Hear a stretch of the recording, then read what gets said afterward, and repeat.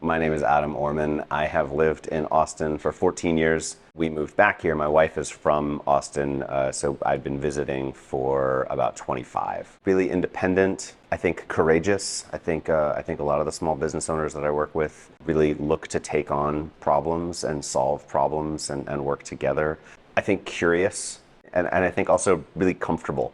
Before the pandemic, we started a nonprofit with a bunch of other small business owners, and it works with bars and restaurants to help people pay better wages, provide benefits. We've gotten contracts from the city and county to pay restaurants to provide meals for different food insecure communities. It's been a great way to work together. It's been a great way to talk to city council about focusing on small, locally owned businesses, keeping money inside Austin, getting people in a low-wage economy paid better so they can afford to still live in Austin. These are all things that I hope to continue to work on. We're at Locadoro right now. This is the Italian restaurant that I've owned with my business partner, Fiore Tedesco, who is the chef. We're in the Mueller neighborhood, which used to be the airport and is now a great residential community with a children's hospital and movie theater. And this is exactly where we wanted to be. Good Work Austin is a nonprofit that I helped found that works with bars and restaurants to provide support and resources for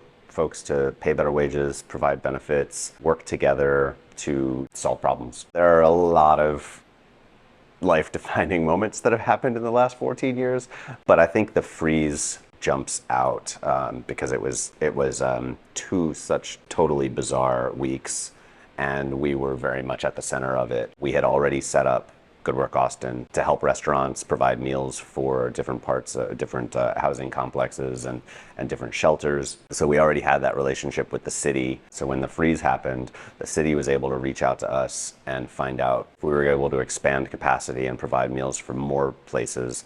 Restaurants were able to come to us and say, we want to help. Where can we go? Foundations came and said, we hear you're who we should be funding to get meals out to the folks who have lost power and lost gas and lost water. And all that happened so fast. We thought it was, that couple of days of freeze, but then the power outages and the gas outages lasted for weeks.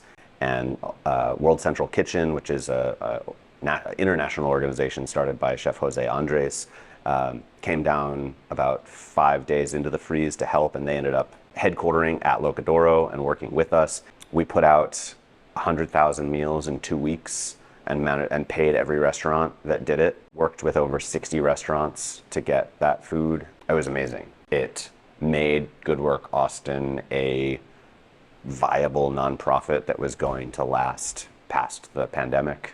Deep Eddy is probably the place that the place that is nearest and dearest to my whole family's heart. My wife, I was going to say grew up going there, but actually started going there when she was in her mom's tummy.